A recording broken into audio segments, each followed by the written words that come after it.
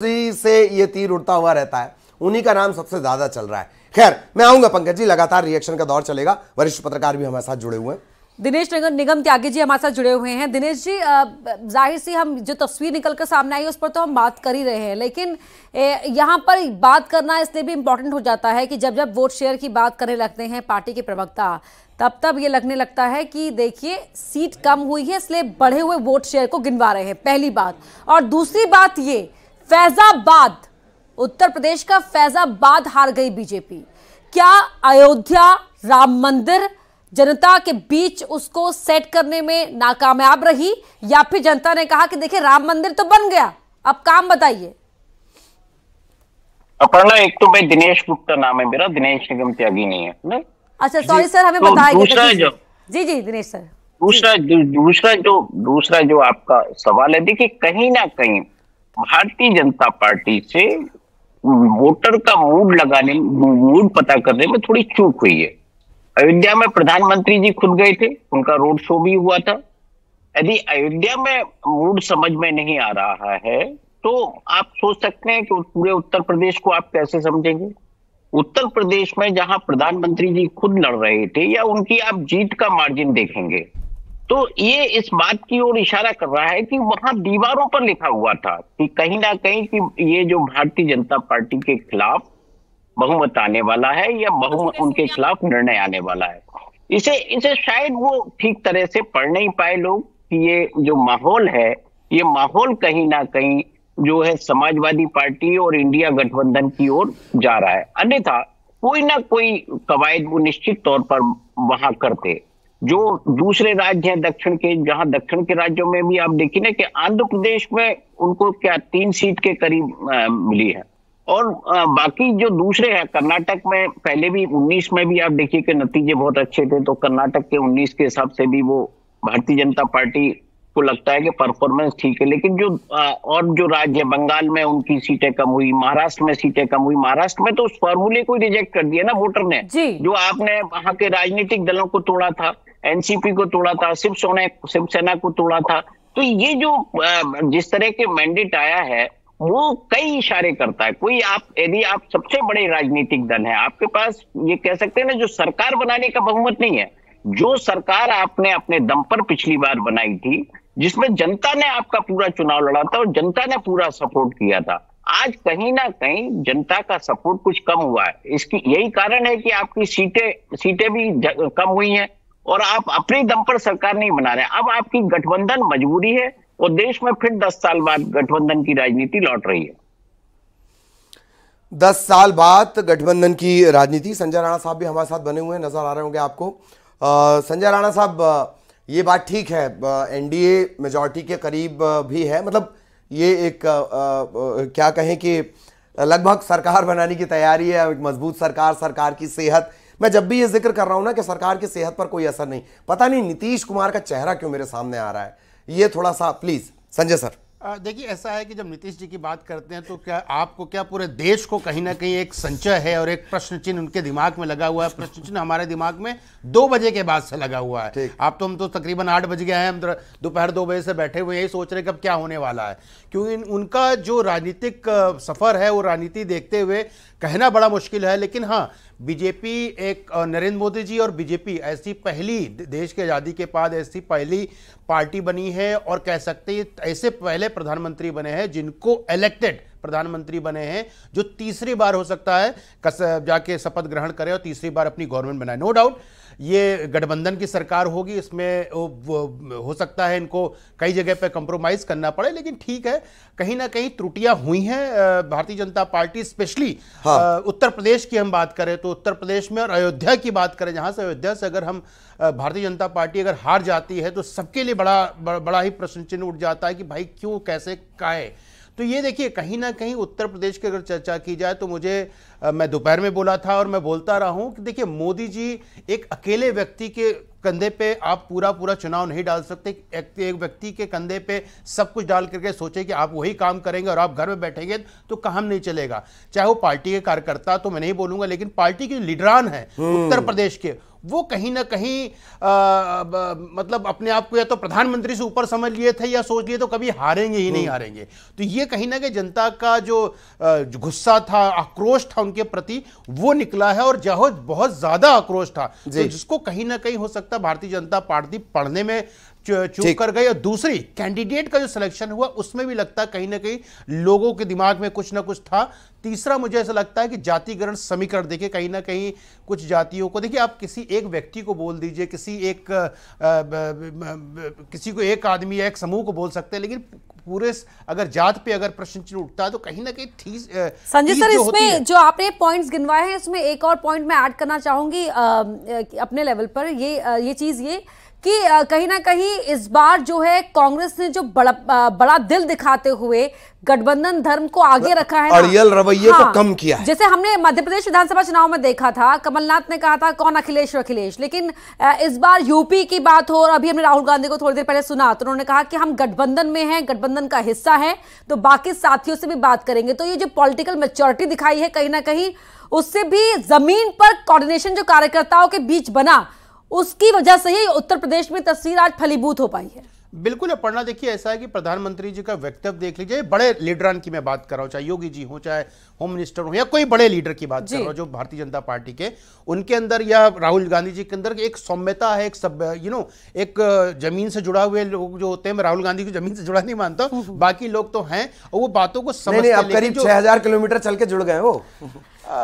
देखिए ये बात तो सही है, 6000 किलोमीटर चलने के बाद उनकी सेहत जरूर अच्छी हुई है, स्मार्ट हो गए पहले से ज्यादा। और दूसरा ये नो डाउट, अगर आप जमीन पे रहते हैं, जमीन पे जुड़ते हैं, तो कुछ ना कुछ कम से कम कनेक्ट करना सीख गए संजय सर, इतना तो क्रेडिट दे दीजिए। बिल्कुल, अरे दे रहा हूं मैं। बिल्कुल वो जमीनी हकीकत को समझे हैं, नहीं समझ, क्योंकि आज भी एक तस्वीर सामने आई थी, और देखिए तस्वीर बीजेपी मुख्यालय से देख रहे हैं, यहाँ पर अमित शाह, राजनाथ सिंह हाथ हिलाकर अभिवादन करते हुए। लेकिन देखिए इसी की मैं बात कर रही थी, नंबर्स चली पर भले ही आपके फेवर में दिख रहे हो, लेकिन ये नंबर्स वो नहीं है जिनको एक्सपेक्ट किया गया था, और इसीलिए चेहरों पर जो भाव भंगिमाएं हैं, जो बॉडी लैंग्वेज है, वो बता रही है कि इससे इतर प्रदर्शन की उम्मीद थी। यहां अब इंतजार नरेंद्र मोदी के आने का ही हो रहा है। पंकज जी, हालांकि यहां पर मध्य प्रदेश की बात करें, तमाम मुद्दे एक तरफ, मैं खुद मध्य प्रदेश में रही और यकीन मानिए मुझे भी ये लग रहा था कि 2 से 5 सीटों में तो कांग्रेस जो प्रत्याशी है वो फाइट दे रहे हैं, लेकिन नहीं हुआ। और ये काफिला, यहां लगता है कि प्रधानमंत्री नरेंद्र मोदी का काफिला ये आ रहा है शायद। ललित, बिल्कुल, सारे फोन निकल गए, स्मार्टफोन निकल गए हैं, और प्रधानमंत्री अब पहुंच चुके हैं बीजेपी मुख्यालय। उनका इंतजार किया जा रहा था, बेसब्री से इंतजार किया जा रहा था। हालांकि मेहमान बहुत अच्छे हमारे साथ जुड़े हुए हैं।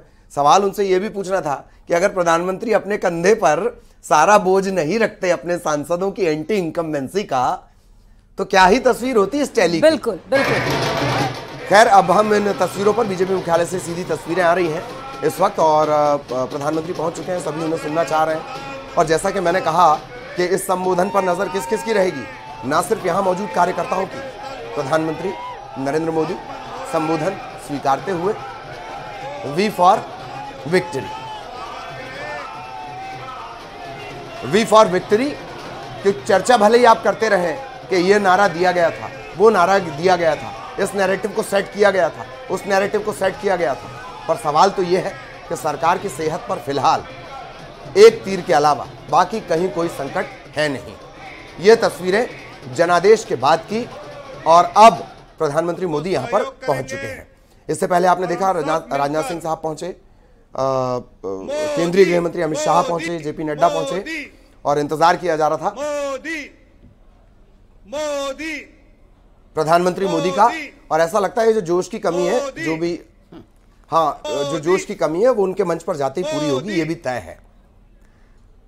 अभी तक द बेस्ट मोटिवेशन, चाहे वो इलेक्शन कैंपेन हो, आम सभा हो, चुनावी सभा हो, कार्यकर्ता सम्मेलन हो, और या फिर एक अंदर खाने में ली गई बैठक, बेस्ट मोटिवेशन, उसके गुरु मंत्र तो अभी भी प्रधानमंत्री मोदी के पास हैं, पहुंचे हुए बीजेपी मुख्यालय।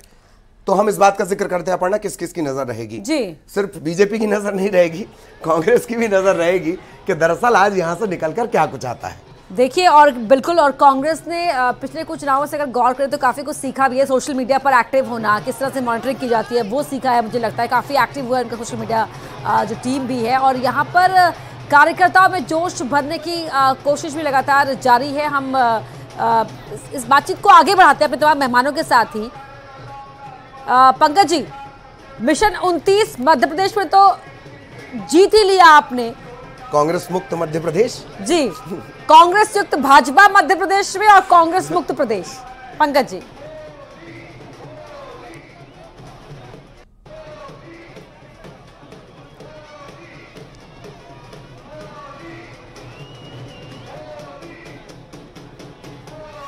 तो हम कोशिश कर रहे हैं कि इन बेहतरीन तस्वीरों के साथ, सीधी तस्वीरों के साथ चर्चा भी हो सके। कुछ तकनीकी दिक्कत है, मेहमान हमारे साथ लगातार बने हुए थे। बीजेपी मुख्यालय प्रधानमंत्री मोदी पहुंच चुके हैं और नारा बदल गया है जाहिर तौर पर। इन सब के बीच स्वागत की पूरी तैयारियां। केंद्रीय गृह मंत्री अमित शाह नजर आ रहे हैं, रक्षा मंत्री राजनाथ सिंह।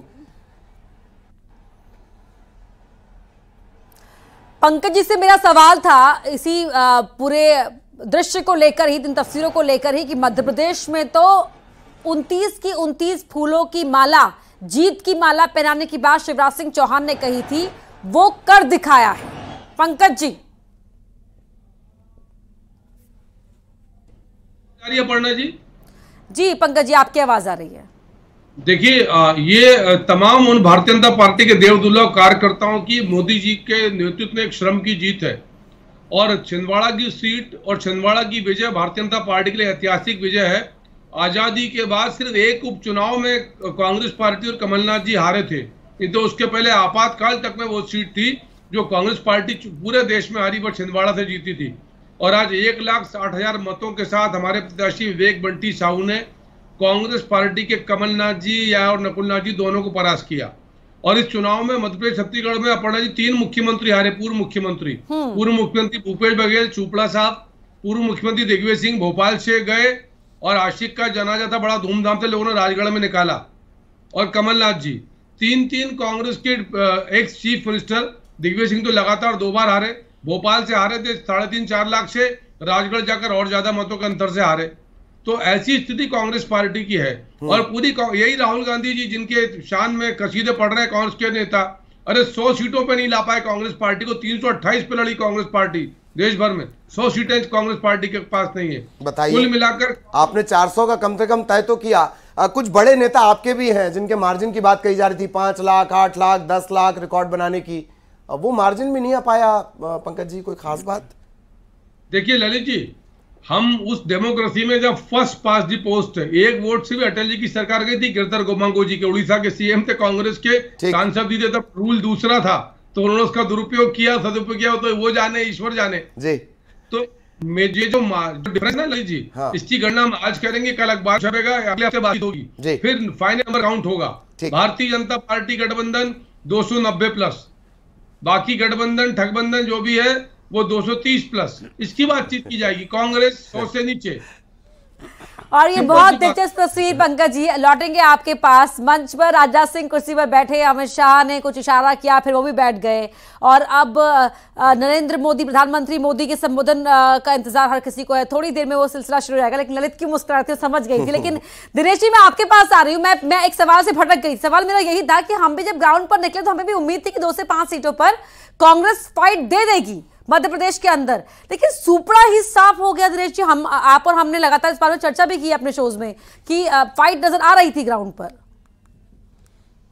नहीं, बिल्कुल। देखिए, ये जो फाइट दिखती है, फाइट दिखना एक अलग चीज है, लेकिन जब रिजल्ट आता है तो कई बार वो जो दिख रहा होता है वो नहीं आता। हमने 4 महीने पहले भी देखा था कि भारतीय जनता पार्टी और कांग्रेस के बीच कैसी फाइट थी। लग रहा था कि कांग्रेस सरकार बना लेगी, लेकिन वो वोट जरूर उसके 40% आए, सीट तो वो 66 ही ला पाई। तो कांग्रेस पार्टी में जो फाइट दिख रही थी वो जो है उनके पास सपोर्ट सिस्टम नहीं था। आप देखेंगे ना कि इतनी बड़ी संख्या में भारतीय जनता पार्टी में लोग शामिल हुए कांग्रेस छोड़कर, तो उसका तो असर था ही। एक जो है मनोवैज्ञानिक बढ़त तो भारतीय जनता पार्टी ने बनाई थी। आप 3 विधायकों ने पार्टी छोड़ी, और हर लोकसभा क्षेत्र, हर विधानसभा क्षेत्र से बड़ी संख्या में कार्यकर्ता कांग्रेस छोड़कर भारतीय जनता पार्टी में हुए, शामिल हुए। जब ग्राउंड खाली हो गया, जो उम्मीदवार था उसने पोलिंग स्टेशन मैनेज नहीं किया, उसने कैंपेन मैनेज नहीं किया, तो जो जनता में जो माहौल था वो भारतीय जनता पार्टी के कैंडिडेट को लेकर था। तो वो जो आप ललित जी बात कर रहे थे कि मोदी जी ने अपने चेहरे में ऐसे लोगों को जिता दिया जिनको जनता नहीं जिताना चाहती थी। यदि वो चेहरा नहीं होता तो ये जो सीट है इनका और बड़ी संख्या में भारतीय जनता पार्टी हार सकती थी। एक मोदी जी के चेहरे के कारण बहुत सारी सीटें भारतीय जनता पार्टी ने बचाई हैं, और यही कारण है अपर्णा कि वो जो मध्य प्रदेश में भी कई सीटें हैं, जो 6-7 सीटें ऐसी हैं जो केवल मोदी जी के सभी अपना अपना स्थान पार्टी जीती है। जी जी, आप थोड़ा सा बीजेपी मुख्यालय से हम सुनने की कोशिश कर रहे हैं, क्या कुछ कहा जा रहा है। नड्डा जी जिनके मार्गदर्शन में ये चुनाव हमने सभी देश भर के कार्यकर्ताओं ने लड़ा, ऐसे आदरणीय नड्डा जी को मैं नम्र अनुरोध करता हूं कि वो अपना उद्बोधन यहां हम सब के समक्ष रखे। आदरणीय नड्डा जी।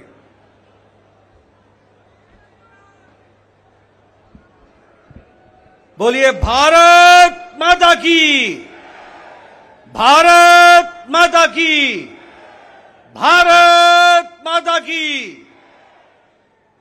आज के इस विजय उत्सव पर मंच पर उपस्थित हम सबके बहुत ही प्रिय और देश के यशस्वी प्रधानमंत्री सम्माननीय श्री नरेंद्र मोदी जी, हमारे